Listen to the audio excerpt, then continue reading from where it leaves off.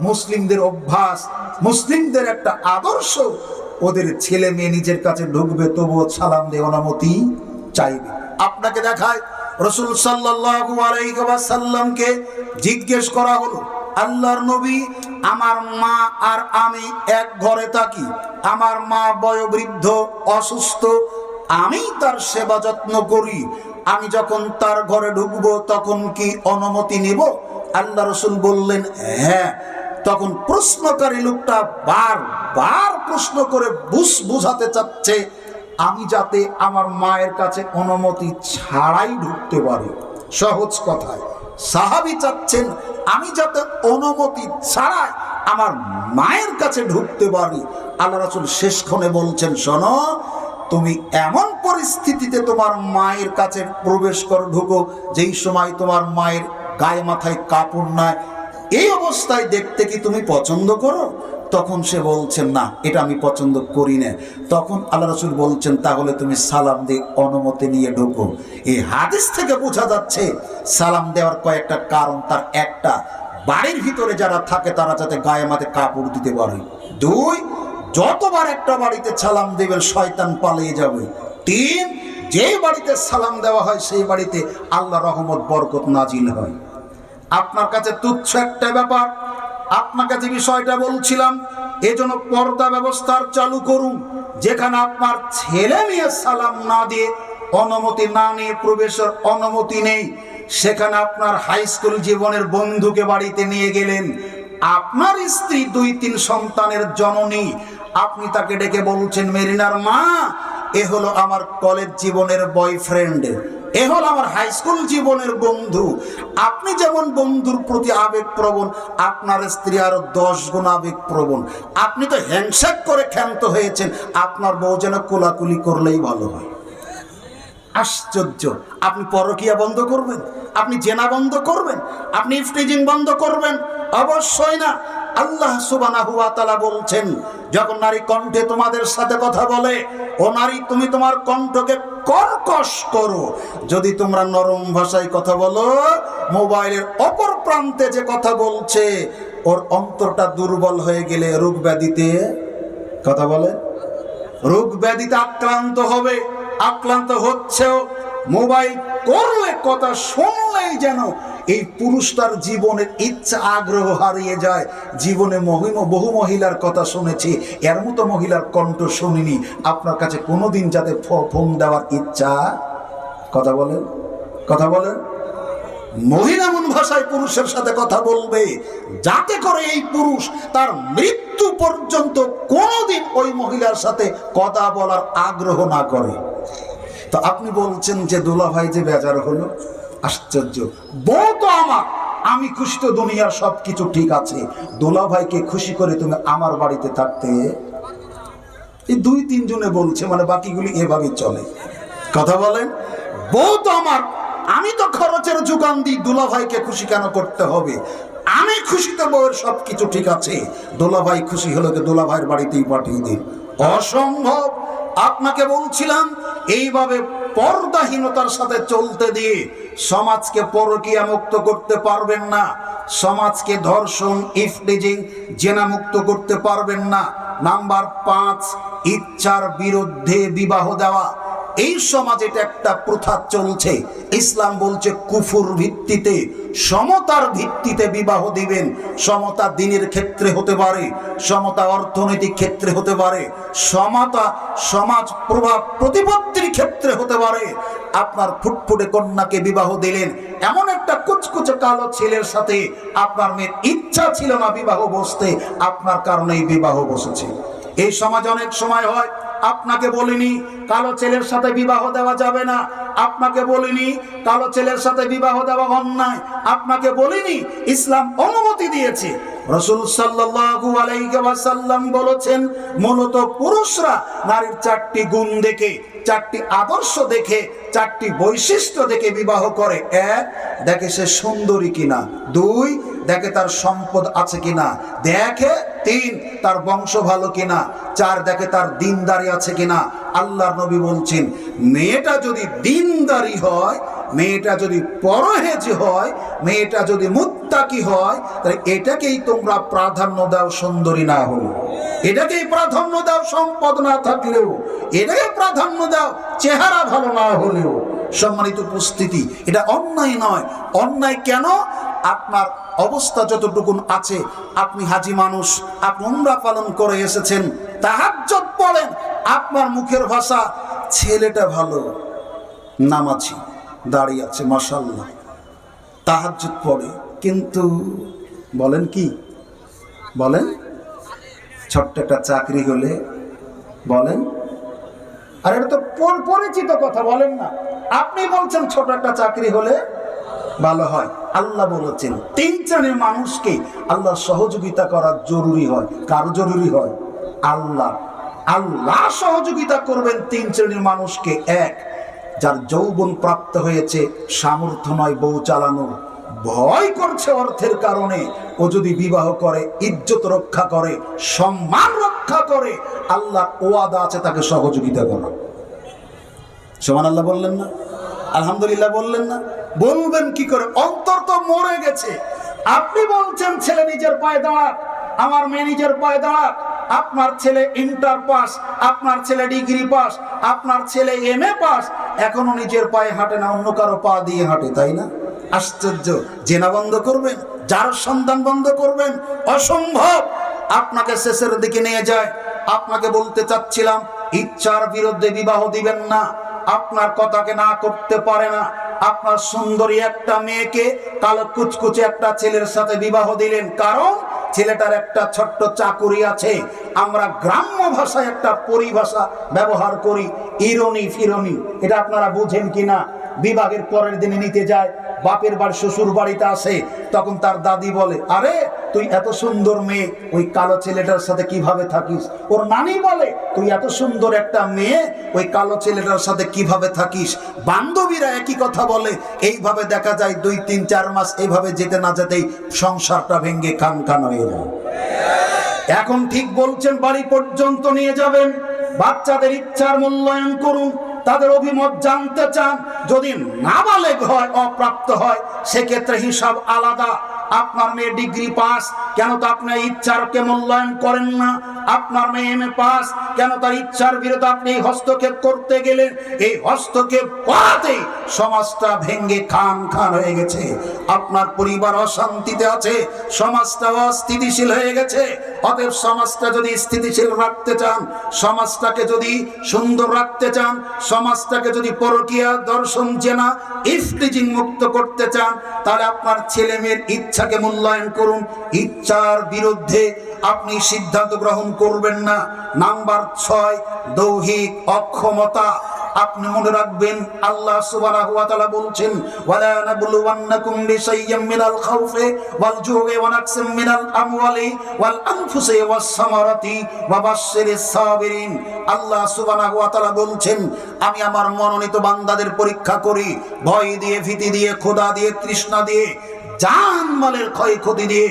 আপনি 5 ওয়াক্ত নামাজ পড়বেন, আপনার বাড়িতে চাউল থাকবে না, বেনামাজির বাড়িতে খাওয়ার অভাবে চাউলে পোকা লাগবে। আপনি তাহাজ্জুদ পড়েন, আপনার জমিনে পোকা লাগবে, কীটনাশকে কাজ করবে না, আর একটা বিড়িখোরের জমিনে পোকাই লাগবে না। এটা আল্লাহর পরীক্ষা। আপনাকে পাশ করাতে চাচ্ছেন, আল্লাহ আপনার কল্যাণ চাচ্ছেন, আল্লাহ আপনার মঙ্গল চাচ্ছেন। আল্লাহর নবী বলেছেন, কোন মুসলিমের গায়ে যদি একটা কাঁটা বাঁধে, আল্লাহ এর মাধ্যম দিয়ে তাকে গুনাহমুক্ত করেন। কোন মুসলিমের গায়ে যদি জ্বর আসে, আল্লাহ এই জ্বরের মাধ্যম দিয়ে ওই বান্দাকে পাপ মুক্ত করেন। তার মানে বোঝা যাচ্ছে, আল্লাহ যার কল্যাণ চান, আল্লাহ যার মঙ্গল চান, আল্লাহ যার ভালো চান, তাকে তিনি অসুস্থ করেন। অসুস্থটা আল্লাহর পরীক্ষা। আল্লাহর নবী বলেছেন, যখন কেউ অসুস্থ হয়, তাকে যদি কেউ দেখতে যায়, যতক্ষণ তাকে সেবা করে, যতক্ষণ তার খেদমত করে, সে যেন জান্নাতের বাগানে ফল কোড়ায়। অসুস্থ মানুষের সেবা করাকে আল্লাহর নবী জান্নাতের ফল কোড়ানোর সাথে তুলনা করেছেন। অতএব আমাদের একটা নৈতিক দায়িত্ব, কোনো দিনই ভাই অসুস্থ হলে তাকে দেখতে যাওয়া। আল্লাহর নবী বলেছেন, যখন কোনো মুসলিম অসুস্থ হয় তাকে কেউ দেখতে যায়, মাঝপথে আল্লাহ একজন ফেরেশতা পাঠিয়ে তার পথ রোধ করেন। তাকে জিজ্ঞেস করা হয়, আপনি কোথায় যাবেন? তখন সে বলে, আমার একজন দিনী ভাই অসুস্থ, তার সাথে দেখা করতে যাচ্ছি। আল্লাহর ফেরেশতা বলেন, তার সাথে কি সম্পর্ক আপনার? দুনিয়াবি কোনো লেনদেন আছে না এমনিতে? তখন বান্দা বলে, দুনিয়াবি কোনো লেনদেন নাই, সে একজন মুসলিম, আমি তাকে ভালোবাসি, অসুস্থতার খবর শুনে আমি তার সাথে সাক্ষাৎ করার জন্য যাচ্ছি, আমি তাকে ভালোবাসি। তখন আল্লাহর ফেরেশতা বলেন, আল্লাহ সুবহানাহু ওয়া তাআলা আমাকে প্রেরণ করেছেন আপনার কাছে এই কথা জানিয়ে দেওয়ার জন্য যে আপনি ওই ভাইটাকে যেমন ভালোবাসেন, আল্লাহ সুবহানাহু ওয়া তাআলাও আপনাকে একই রকম ভালোবাসেন। এরপর আল্লাহ সুবহানাহু ওয়া তাআলা বলেন, হে আসমানবাসীরা অর্থাৎ ফেরেশতারা শোনো, আমি জমিনের অমুক বান্দাকে ভালোবাসি, তোমরাও তাকে ভালোবাসো। আসমানবাসীরা তখন জমিনবাসীদের লক্ষ্য করে বলেন, হে জমিনবাসীরা শোনো, আসমানবাসী অমুক বান্দাকে ভালোবাসে, অতএব তোমরাও তাকে ভালোবাসো। তখন এই লোকটা দুনিয়াবাসী আসমানবাসীর ভালোবাসার পাত্রে পরিণত হয়। আল্লাহর নবী বলেছেন, যখন একজন অসুস্থ মানুষকে জিজ্ঞেস করা হয়, চাচা আপনি কেমন আছেন, আপনারা কি বলেন বলেন তো? বলেন, আরে ভাই কি বলেন, আমরা তো অনেকটা জানি। জিজ্ঞেস করলেই বলছেন কোনো মতে যাচ্ছে। কথা বলেন, খুব একটা ভালো না। কথা বলেন, ডায়াবেটিসের পরিমাণ বেশি। এটাই হলো উত্তর। কথা বলেন না কেন? শিখে যান। ভাই ওনার ভূমিকাতে সুন্দর চমৎকার কিছু কথা বলেছেন। হালকা জ্বর হলে আমরা বিচলিত হয়ে যাই, তাই না? অসুস্থতা অবস্থায় জিজ্ঞেস করছে, বাপজান কেমন আছেন, চট করে বলছেন খুব একটা ভালো না। আপনাকে জিজ্ঞাসা করা হচ্ছে কেমন আছেন, বলছে কোনো মতে যাচ্ছে। জিজ্ঞেস করা হচ্ছে কেমন যাচ্ছে, বলছেন ডায়াবেটিসের পরিমাণ বেশি। দেখেন আল্লাহর নবী বলছেন, জিজ্ঞাসিত হওয়ার পর কেউ যদি বলে অসুস্থ মানুষ আলহামদুলিল্লাহ, আল্লাহর নবী বলেছেন এই ব্যক্তির অসুস্থ হওয়ার আগের বয়স ছিল 150 বছর। 151 বছর 2025 সালের আজকে জানুয়ারির কয় তারিখ? 21শে জানুয়ারি। এই সময় পর্যন্ত বয়স চলছিল 151 বছর। কত বছর বলেন না, কত বছর? এত বছর বয়সের মানুষ থাকতে পারে না? পারে। আল্লাহ নবী বলেছেন 151 বছর জীবনের যত সগীরা গুনাহ ছিল, অসুস্থ এই ব্যক্তিটা আলহামদুলিল্লাহ বলার কারণে আল্লাহ সব ক্ষমা করে দিয়েছেন। এখানেই শেষ নয়। আল্লাহর নবী বলেন, আল্লাহ সুবহানাহু ওয়া তাআলা ফেরেশতাদেরকে বলেন, ফেরেশতারা শোনো, আমার এই বান্দা সুস্থ থাকলে 5 ওয়াক্ত সালাত মসজিদে জামাতের সাথে আদায় করত। যেই দিন থেকে অসুস্থ হয়েছে মসজিদে যেতে পারেনি, অসুবিধা নেই, বাড়িতে বিছানায় পড়ে তবু জামাতে পড়লে যেই নেকি হতো বাড়িতে পড়ে ওই নেকি আমলনামায় লিখে দাও। এখানে শেষ নয়। আল্লাহ সুবহানাহু ওয়া তাআলা বলেন, ফেরেশতারা শোনো, আমার এই বান্দা সুস্থ থাকাকালীন তাহাজ্জুদ পড়তো। যেই দিন থেকে অসুস্থ হয়েছে তাহাজ্জুদ পড়তে পারেনি, অসুবিধা নেই, তাহাজ্জুদ পড়লে যেই পরিমাণ নেকি হতো না পড়ার পরেও তার আমলনামায় সম পরিমাণ নেকি লিখে দাও। শুধু আমাদের একটু কি করতে হবে? অসুস্থতায় বলেন, বলবেন তো ইনশাআল্লাহ? বলেন না ইনশাআল্লাহ? বিশ্বাস করুন, মুমিন জীবনের রহমত তো রহমত, অসুখ বিসুখ অসুস্থতা এটাও রহমত। আল্লাহ যার কল্যাণ চান, আল্লাহ যার ভালো চান, তাকেই তিনি অসুস্থ করেন। সম্মানিত উপস্থিতি, এজন্য বলছিলাম আপনার ভিতরে অসুস্থতা থাকতে পারে, আপনি গোপন করে বিবাহ করলেন, মানে দুইটা পরিবারকে মাঠে মেরে ফেললেন, দুইটা পরিবারকে মাটি দিলেন, দুই পরিবারের মান সম্মান ইজ্জত মাটির সাথে মিশিয়ে দিলেন। আপনার সাথে সংসার ঠিক মতো করতে পারে না, তালাকও চাইতে পারে না, আপনার বাপ সম্ভ্রান্ত, আপনার মা সম্ভ্রান্ত, এলাকাতে যথেষ্ট সুনাম সুখ্যাতি আছে, এক পর্যায়ে সংসার ঠিক রেখে পরকীয়ায় লিপ্ত হয়। মানে খরচের যোগান খায় একজনার, আর দৈহিক চাহিদা পূরণ করে আর একজনের সাথে। এই অভিশপ্ত পদ্ধতির নাম হলো পরকীয়া। মানুষ যখন দৈহিক সক্ষমতা হারিয়ে ফেলে তখন তার স্ত্রী পরকীয়ায় লিপ্ত হয়। অতএব অসুস্থতা আল্লাহ দিয়েছেন, নিরাশ হবেন না, বিচলিত হবেন না, মন খারাপ করবেন না। আল্লাহ অসুস্থতা দিয়েছেন, চিকিৎসার ব্যবস্থাও দিয়েছেন। অতএব আগে ধরা পড়লে চিকিৎসা হন, তারপরে বিবাহ করুন। বিবাহর পরে চিকিৎসা ধরা পড়লে আপনি সমঝোতার ভিতরে দুই পরিবারে বোঝান, স্বামী স্ত্রীর ভিতরে সম্পর্ক অটুট রাখুন, এই বন্ধনটা স্থায়ী রাখুন, চিকিৎসা চালান, আল্লাহ চাহে তো ভালো করতে পারেন। সম্মানিত উপস্থিতি, 7 নম্বর যে কারণ সেটা হলো নারীর পোশাক। আমরা জানি মূলত নারীরা পোশাক পরবে তার ইজ্জতকে ঢাকার জন্য, আর দুষ্টদের চোখ থেকে, সবল থেকে নিজেকে মুক্ত করার জন্য। কথা বলে, আমার মা বোরকা পরবে কেন? আমার বোন, আমার চাচি, খালা, ফুফু পর্দা করে চলবে কেন? বখাটোদের খারাপ দৃষ্টি থেকে নিজেকে বাঁচানোর জন্য, তাই না? কিন্তু পোশাকটা এমন আমি পরি যেন এই পোশাকটাই পরকীয়ারই একটা কারণ। এমনই বোরকা পরি, এই বোরকাই যেন ইফটিজিং এর জন্য দায়ী। এই বোরকাটা এমন, এটাই যেন ধর্ষণের জন্য দায়ী।